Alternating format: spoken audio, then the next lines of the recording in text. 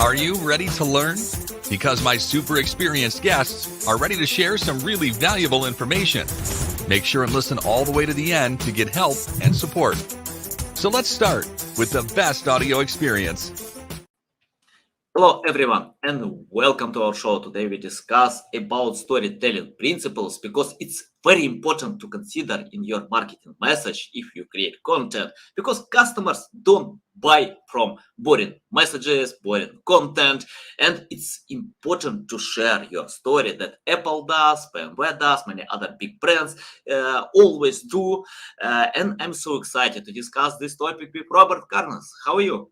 I'm doing well. Thank you so much for having me on. Yeah, big pleasure, man. Before we start, just tell more about yourself, experience, background, and why you decided to share with us about storytelling principles. Absolutely. So I work full time as the marketing manager for Green Melon, which is a digital agency here in Atlanta, where I'm based. I think you had my boss actually on Mickey Mellon on your show a few weeks ago. So I Mhm. work closely with him, yeah, and a few of the rest of our team to create websites and digital presences for our clients. I specifically, as the marketing manager, oversee the strategy for our clients and especially how they can build their marketing presence beyond just their website with blogging, with content, email marketing, those pieces. So that's my full time role. I also am a freelance copywriter. I do web development on the side. I do a little bit of marketing consulting with a few other clients. So I've done that throughout my career. My background has been in marketing, but in a couple of different industries. Obviously, at an agency now, but I worked in college athletics when I was in college. I worked in a couple different nonprofits and churches here in the Atlanta area. So I've worked around kind of in an in-house marketing, doing marketing for a couple different types of organizations before landing where I am now. But as you said, our topic today is storytelling, and that's kind of been the through line through everything that I've done, all the different kind of career paths that I've taken, and companies and organizations that I've worked for. It's really been about helping them to discover their story, helping them to connect with an audience, and let them know how they can help that audience with whatever product or service that they're selling. And that's what I enjoy helping our clients do at Green Melon is to discover their story and connect with the right audience with the right message. So I've also written a few books as well, and they've all been about storytelling, and especially how businesses can tell their story. So that's again a topic I love to talk about and very passionate about.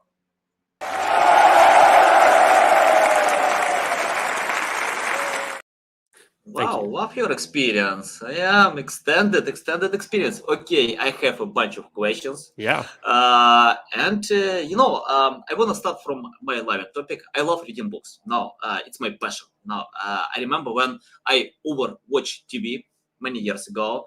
Then I got it. No way. I need to change something. And according to some data, people watch 6 hours a day TV a lot.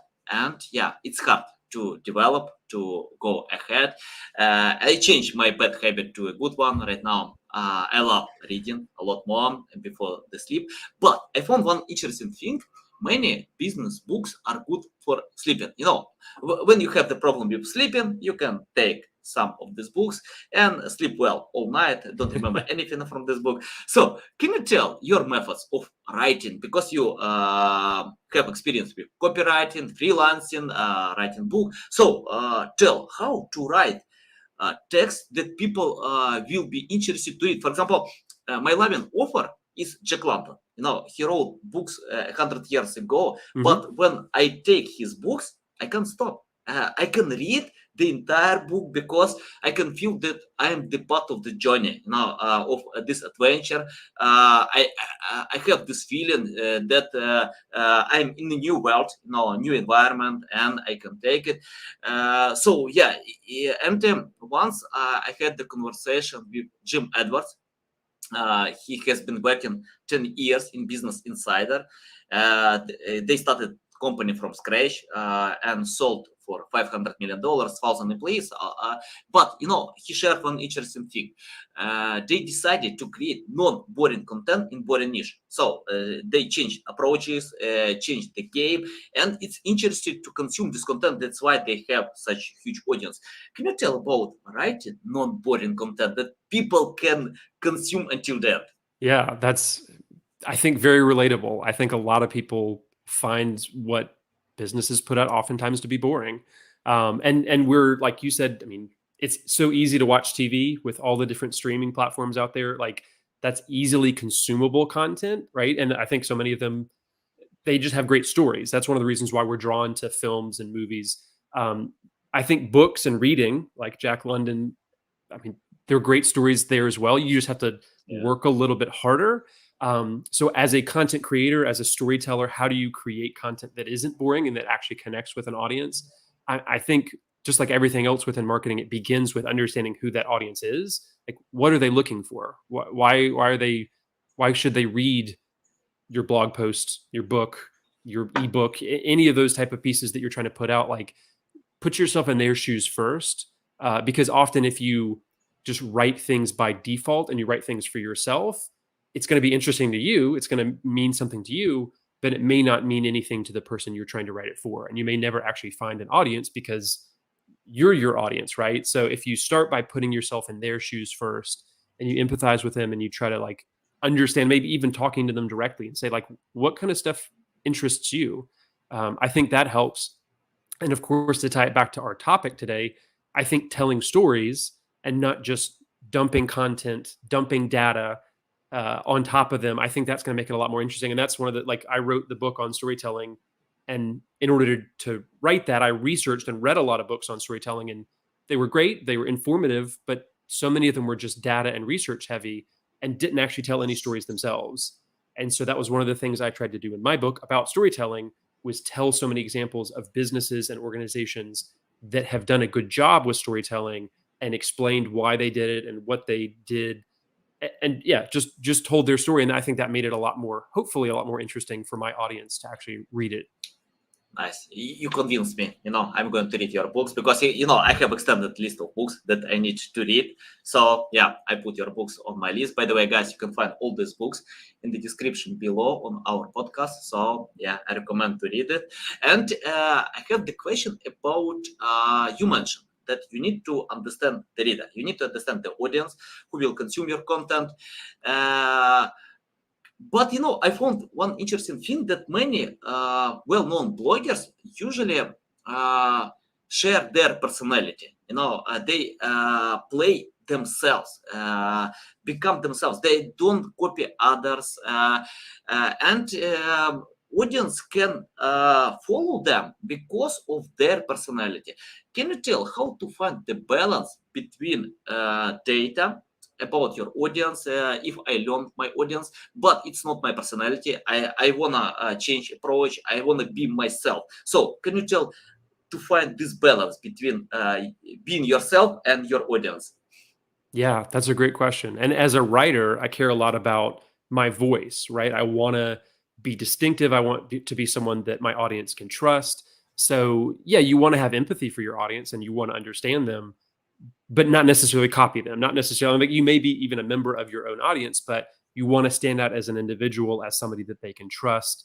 And that takes time, I think, first of all, as a writer, or I mean, as a speaker, as a podcaster, whatever, like, it takes time to develop that voice and figure out what your personality is like and what connects with people.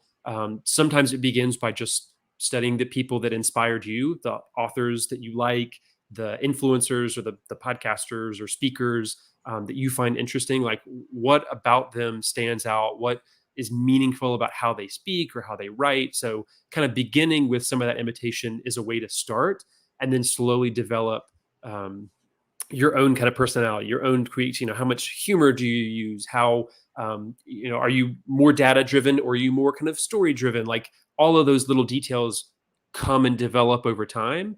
But I also think getting feedback from your audience and understanding, okay, did this resonate? Let me try something else new. I'm going to try a few jokes in this podcast episode and see if that got more listens or if that, had a longer listen time. So, testing some of those things out and being able to measure them with data, but then also just anecdotal feedback, asking some of your friends, some of your colleagues, how well this went. And, that allows you to study over time what's effective, what's not effective, what do you like, what does your audience like, and hopefully that kind of helps you delineate between yourself and just your audience, because again, they're turning to you as the expert, as the person who they know and trust on a certain subject matter. So yeah, that's easy to say, but it's much harder to do, and it just takes time and practice to get there. Yeah, love it, love it. Okay, let's talk about big brands. For example, I love learning from big brands like Apple. For example, I remember when Tim Cook on presentation share information about new Apple Watch, how this Apple Watch can decide problems. After that, I bought 3 pairs. I can't buy only one for me because I need to buy for my son, for my wife. They will kill me if I forget about them. Sure. But it's interesting. By the way, I have no this Apple Watch because the Atlantic Ocean owns my Apple Watch right now, so it happens. But it's interesting. I found that Apple doesn't submit a lot of features. If you open apple.com, you see a nice looking picture and a few quotes, very short quotes. On presentation, Tim Cook didn't share how many features Apple Watch has. He shared how it can help to decide my problems, how to they can help to simplify my life and many other stuff. And I Yeah. watched this presentation, got, wow, I need to buy it, I want to have it. So can you tell how to provoke this feeling that you can own something or own products? Because for example, I can buy many other watches, Yeah. but I pay overprice for Apple Watch. For example, I compared AirPod Pro that I bought for $250 with Meizu that I bought for $40. I didn't find the difference. Probably we have difference, I don't know, but I couldn't find. But I'm willing to pay more for Apple. Why? Tell how to provoke this feeling by sharing stories.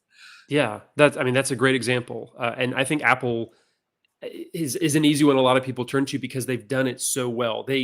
They're not just selling the hardware or the computer or the software. Yeah. Like, they're selling that experience. They're selling kind of the pride that, well, I'm an Apple guy. I've got the AirPods. I've got the Apple Watch. Like, there's so many people who are dedicated followers of Apple as a brand, and many others, Nike, Chick-fil-A, Delta. I mean, there's so many different examples in each different kind of niche industry, that where people, again, like you said, are willing to pay more for maybe a comparable product when it comes to features, but they're buying that brand, they're buying the experience that comes with it, and you open a box of an Apple product, that whether it's the watch or the iPhone or whatever it is, and it's almost an experience just opening the box, right? They don't have the list of features on the outside because they just have that logo, and and understand what you're getting out of it, right? So that's the story that we tell ourselves. The brand is the story that we're telling ourselves about this computer, or about this pair of shoes, or about the meal that we're buying from this restaurant, right? The brand is the story, and so just like with anything else, it takes time. It takes time to build that reputation up. It took Apple a long time, and they kind of shook things up and were pretty risky when they first did that. But they are one of the big brands, like you said, that have paved the way towards that. And it's a difficult thing to do, right? You can chase price and just be the most cost effective one, and at least if you're known for that, that's okay. But you can also chase the value, and you can chase understanding your audience, and helping them kind of understand what their pain point is, and then helping them overcome that. And Apple has done an incredibly good job of that. So yeah, I mean, I think I'm just kind of reiterating what you said. Like, they've just done a really, really good job of understanding who their audience is, and then delivering a product that they're just going to go crazy about and buy every single time there's a new version of their product out there. Yeah, and that's the power of storytelling. Yeah. Okay, I have the question about improving writing skills. For example, in my company, I usually cooperate with authors that have proven record, because I know for me it's important to save my time.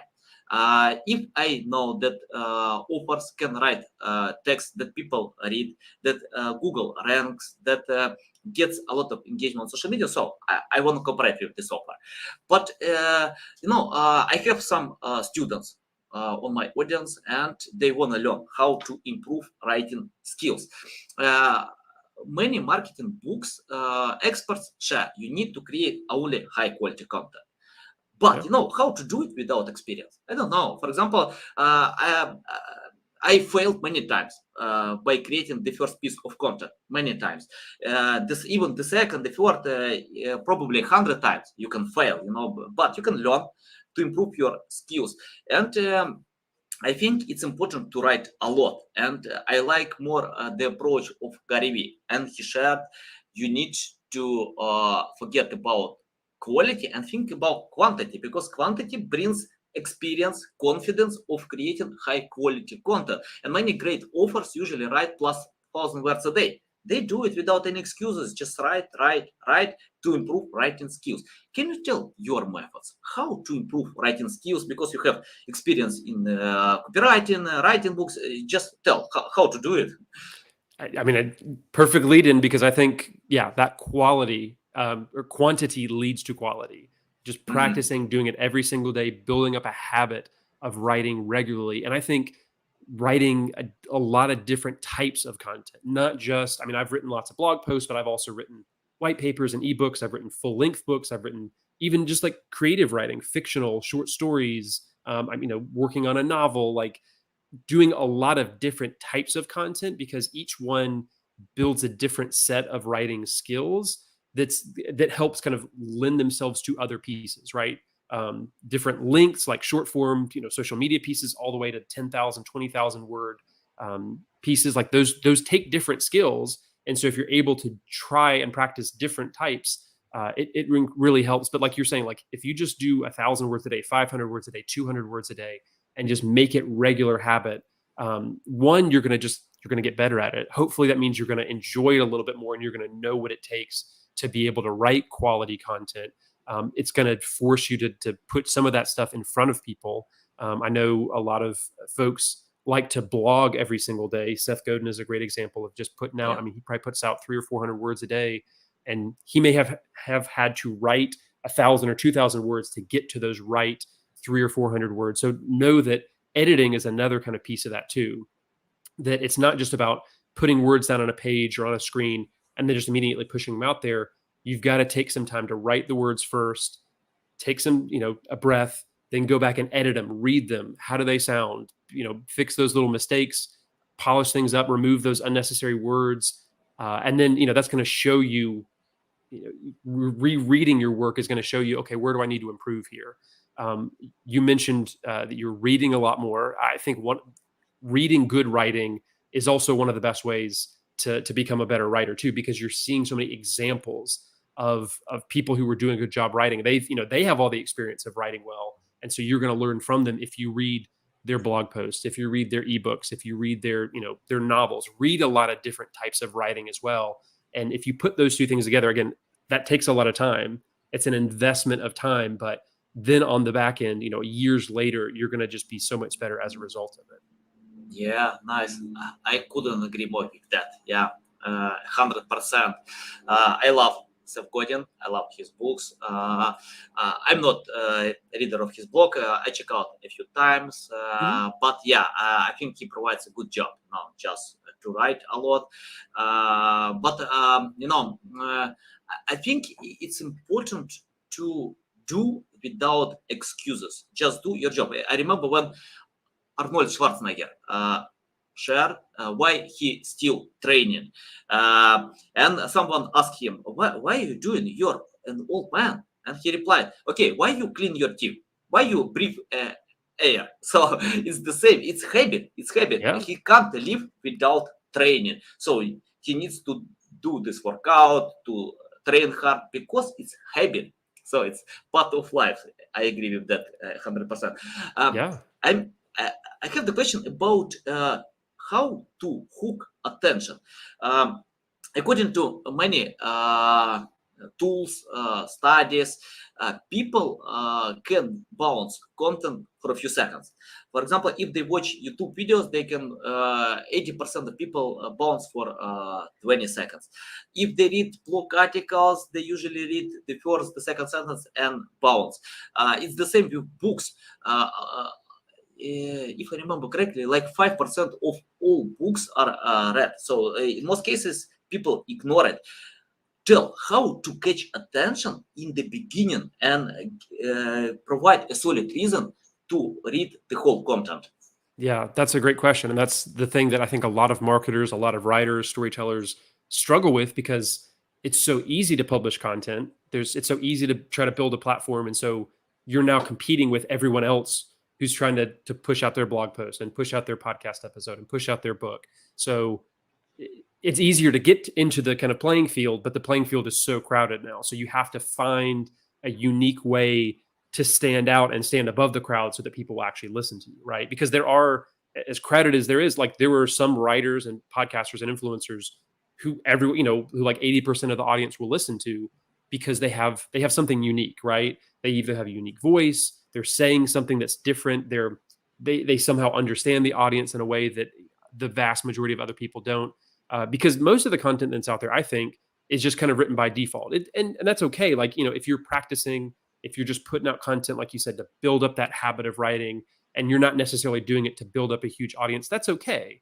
But if you really are trying to reach people, focus on having like, what is your message? What are you really trying to get across? And then just stay hyper focused on that. Don't try to, devolve into all the other trends or the other things that people are trying to say. Don't try to copy other people. Just say, hey, this is what I know. This is what I'm good at. I have a unique perspective on this. I've done my unique research. I have something different to offer that nobody else can claim. I've done this research myself or something that's going to make people then turn to you. And in a way, some people will also echo what you've said. Like, using Seth Godin as an example, there's so many people who link back to his blog because he's saying something that nobody else is saying, right? So they're echoing what he's saying. They're copying him. They're resharing what he's saying. And that's all pointing back to him as kind of an expert. And again, once again, to tie in our topic, I think if you can do that through a story, if you can open a story loop and start to tell a story, that's going to, intrigue somebody. They're going to want to find out, well, okay, I've heard about this character and their problem. What happens to them, right? If you open up that story loop and draw people's attention in, they're going to want to read to the end to find out what happens. Because we naturally, when we hear a story and we've kind of been invited into that, we're curious, we're intrigued. You've whetted our appetite, and we want to figure out what happens next. So that's easier said than done. And you've got to have a story that's actually worth listening to and is relevant to your audience. But those are the types of pieces of content. Those are the types of books and stories that invite in the writer and make people want to read the entire piece. Yeah, totally. I have the question about call to action. For example, okay, if I create content, but the final goal is to sell. So, how to submit call to action? Because I see when content creators oversell, they are trying to sell more than sharing value. But if you share value, people are interested to know more and want to get products because of getting your story. Tell about call to action, how to submit the right call to action without overselling. Yeah. I mean, I think in a business setting, every story that you tell should have a call to action. Now, ideally, it should have one, not here's 12 different products that you could buy. Tell a story that points people directly to this one product, this one service that you have, or signing up for this one event or webinar or listen to this. Like, if you focus on something, it's going to increase the likelihood, because they're not having to make a choice between 12 different things. You're just saying, do you want this thing? Yes or no? And you put that at the end as well. So like, you lead them up with a story. You tell them an example of, hey, this person started their business and they were really struggling and they couldn't figure it out. But then they bought my book and they invested the time and energy into doing this thing, and they turned their business around. And here's what happened. Here's the happy resolution.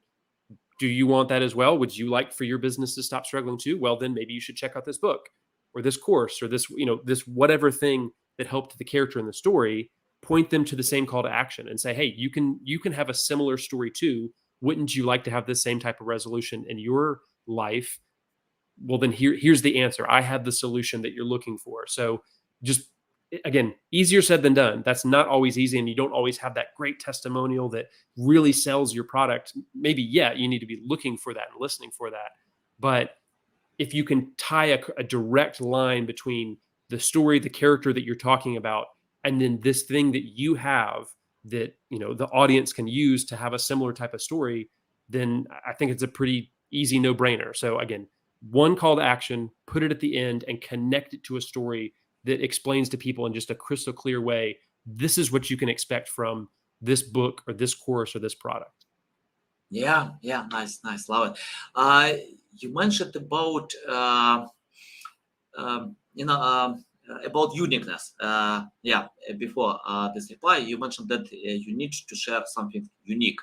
Let's talk more about that, because content creators often share a lot more than probably readers need right now. It's hard, to consume content with so much data, because we have short memory, and if I read an article with so much data, I can forget 95% for a few hours now from this information.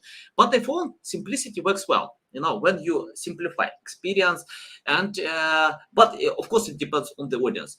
And for me, uniqueness is important. Even many content creators just replicate others by using online tools to get 100% of uniqueness, but you can cheat people. People can find the same content, and I often ask my friends about a new movie. What do you think? And the most common reply, nothing special. It's the same plot. I watch a lot of the same movies. Can you tell about sharing unique content and simplify experience by consuming this content? Yeah. Again, it's a challenge. It's tough. I think your content ultimately should be a reflection of your business, right? And hopefully, if you have a successful business, or you've identified that unique space, that niche in your industry or in your local area or whatever it is. So hopefully your business has something unique, either about who you are as as an entrepreneur or business founder, where you're founded. Like, hey, we're the only dog grooming shop in our local area. The niche in your industry, nobody else is offering an app quite like this. Like, hopefully there's something about your business that makes it unique. And then that gives you the opportunity to leverage that and talk about that in your content, right? So you can still have content that's generic to your audience. Like, hey, everybody in this industry is talking about these things, so we're going to talk about them too. Like, there's space and a time for that generic content that everybody else, all your competitors, are talking about. But hopefully, if your business has something unique about it, if your business is offering something that's different from your competitors, that gives you an opportunity to highlight that within your content, within your blog posts, within your downloadable resources, within your podcast. Yeah. And again, that just takes self-awareness. That takes understanding who your business is and who you are as an entrepreneur or as a marketer. And maybe it's even just how you're focused, right? Everybody else, all of our other competitors are just blogging about, keyword heavy stuff. So we're going to try to really talk about our audience. We're going to talk about maybe stuff that's a little bit outside of our industry, because we know that the people who we're serving need, are asking these type of questions. So thinking outside the box a little bit, and that's different for every different kind of business. Yeah. But you've got to push yourself a little bit to figure that out and figure out, what your unique voice as a brand is. And yeah, again, very difficult to do, very difficult to find examples of that kind of just generically, but take the time and invest in that, and really just ask yourselves, why are we different? Why would somebody want to buy from us or partner with our business? And that's going to be the source of where that unique content is going to come from.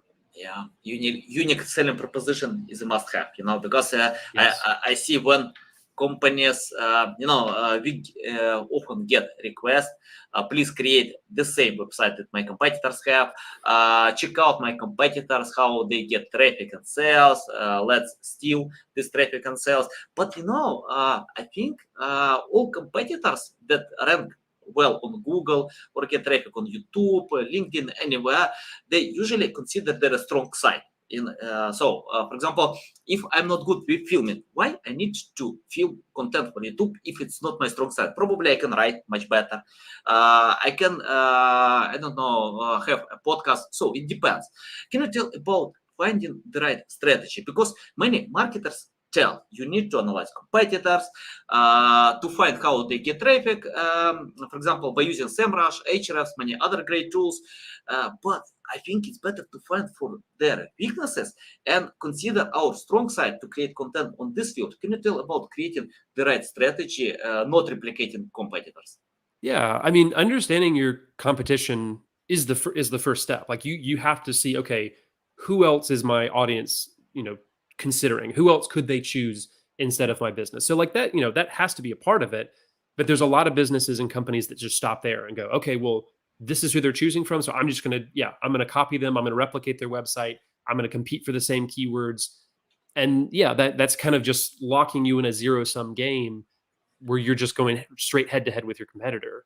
And I think you should take it to the next level and go, yeah, what aren't they doing? What content aren't they offering? Okay, cool. They're not, they don't have, none of my competitors have a YouTube channel. So let me try to take advantage of that. Maybe there's a reason that they're not on YouTube. Maybe our audience isn't there. But if they're not there and our audience is, well, gosh, I've got a huge opportunity to take advantage of that and grab all the people on this specific platform. I think it's also really worthwhile to not just look at competitors, but look at like similar companies. Maybe a business who's very comparable to yours is doing the same thing, but they're in a completely different market, right? They're in a different city, or they're targeting a different like demographic. Like you're trying to reach younger people, they're trying to reach older people, or vice versa. Like look at a company that's doing something similar to yours, but you're not competing directly with. And either like just look at what they're doing online, look at what kind of content they're putting out there, look how their website is structured, or you maybe even be bold enough to reach out to them directly and say, hey, I really like what you've done. I think you're doing a really great job. Can I jump on a call with you and pick your brain and see what's working well for you guys? Within Green Melon, I mean, we have very many other marketing agencies that we have good relationships with, right? They don't exactly target the exact same type of clients. They have kind of slightly different services, but they're still a marketing agency, and so we can talk to them and ask them questions about how to hire the right employees, or how to do your own internal marketing, or how to structure your clients' websites, or how to deal with this type of problem. Like there's so many different things that you can do with like comparable businesses and organizations that aren't direct competitors. And I think that's just such a healthier way to look at it, because then you're not thinking about it in a competitive mindset. You're thinking about like, how can I be inspired by these people? How can I learn from these people? And maybe how can I even teach them something that we learned in our business? Like that's so much more relational rather than like cutthroat and competitive. And so I think that's just the approach that we like to take. That's the approach that we like to recommend our clients take, just because it's a healthier mindset. And I think it generates better results from a business standpoint, but then also that bleeds into the content that you're producing and how you're setting up your business's online presence. Yeah, thank you. Valuable. Robert, I have the question about common mistakes. Can you list common mistakes that businesses still do, and how to find a much better way, according to your experience, if you create or use storytelling style? Yeah. I mean, that's a very broad question. So, I mean, I'm going to think about it from more of a like just storytelling lens. Like, what are the storytelling mistakes maybe that businesses make when it comes to marketing? One of them is thinking that everything that they tell is a story, or that it has to be a story. That like we've got to cram story in there somehow, or we have to use that as a buzzword. And I think that's a mistake, because I mean, number one, not everything is a story, and then number two, not everything has to be. There's a time and place to use that very powerful tool. And you want to connect the right story and the right message to the right audience and the right platform. So, unless you've done that, like don't just go slinging a story around everywhere. Find the right places to share it. I think it's also very important to this has been the undercurrent of this whole conversation. Don't just tell stories and don't just do marketing things that just talk about your business and yourself. It's easy to do that by default, because as the business owners, as the business marketers, like we understand our own perspective, and so we're naturally going to tell those stories that we see. But we have to take some time to get out of our own shoes and see things from our audience's perspective, and that really means spending time with them, asking them questions, having empathy for the struggles that they're going through. And if we start doing that, we're going to start hearing their stories and then hopefully get excited and want to share those with everybody else. And that takes time to collect those. That takes time to listen for them and to build the trust of them allowing you to tell that story.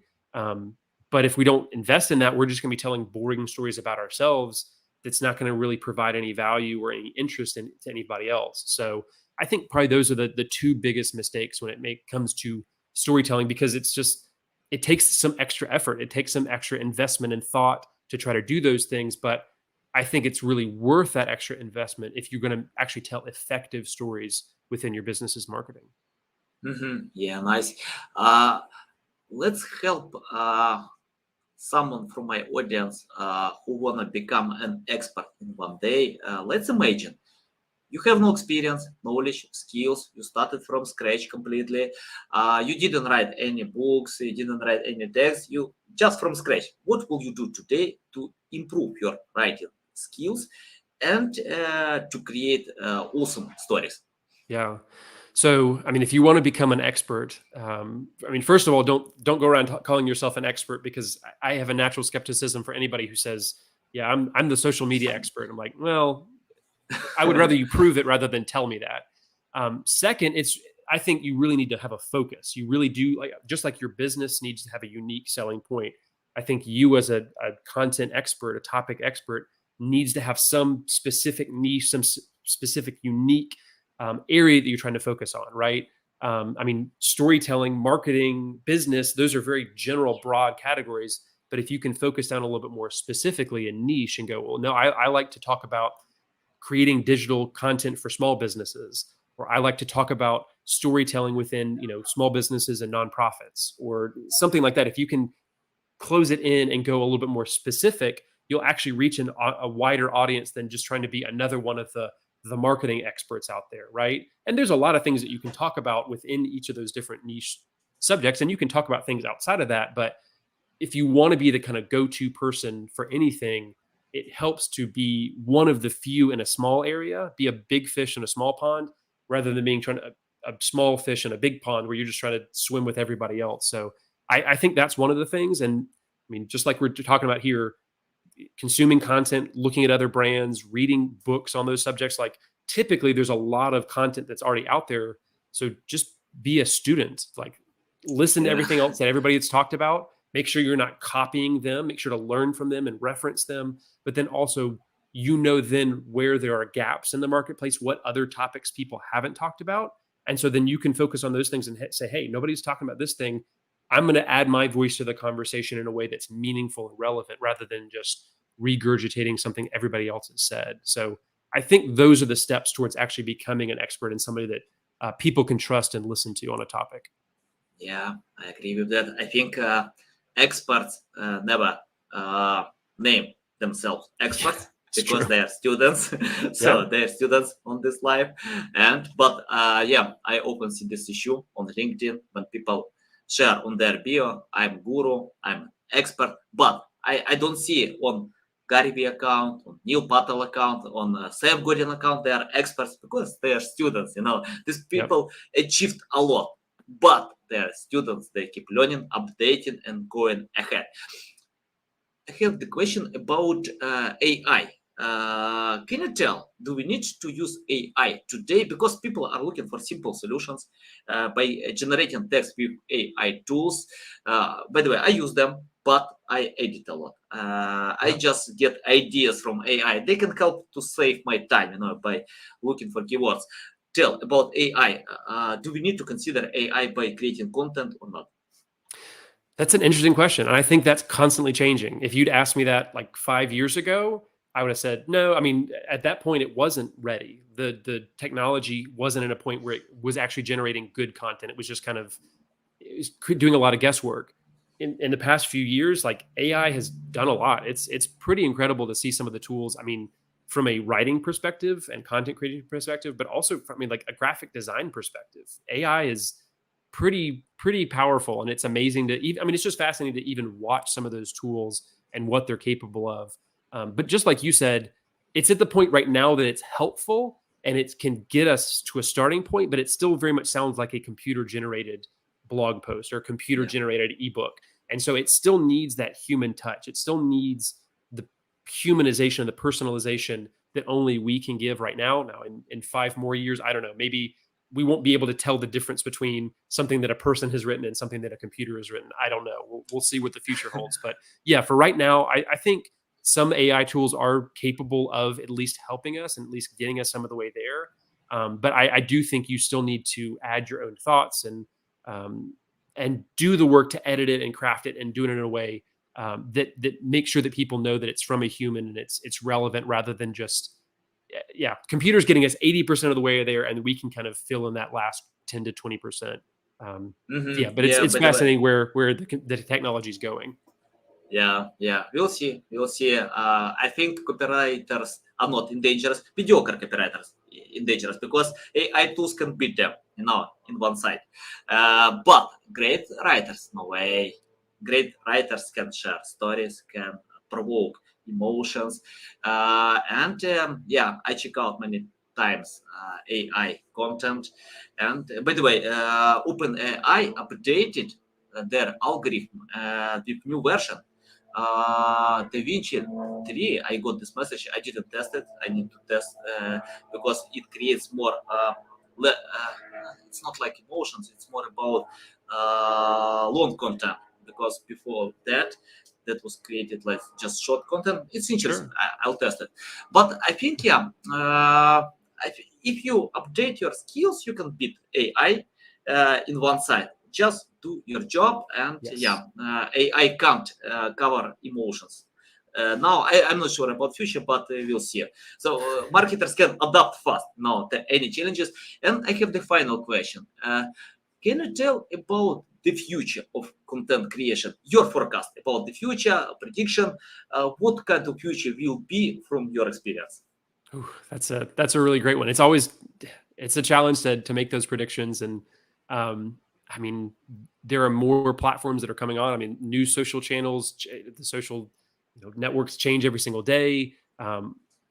So I think when it comes to platforms, I think that's always adapting and changing. And I mean, I think blogging and podcasting will still be relevant. It just may be that how we do those and the length of the content, longer podcast episodes, longer blog posts, the what we're focused on, how we tell those stories might change. But ultimately, I think we can still take solace in the fact that the quality shouldn't change. And if we're focused on our audience, if we're providing value, if we're helping them learn, if we're understanding their pain point, like those things, they're not going to change in the future because they haven't changed in the past either, right? Like that's been the truth of marketing for 100+ years. And so we can still focus on those things and know that whatever new platforms change out there, whatever Facebook's algorithm does, or if Twitter is still around or not, those principles will remain the same. So yeah, I mean, I don't know what my actual predictions would be. I think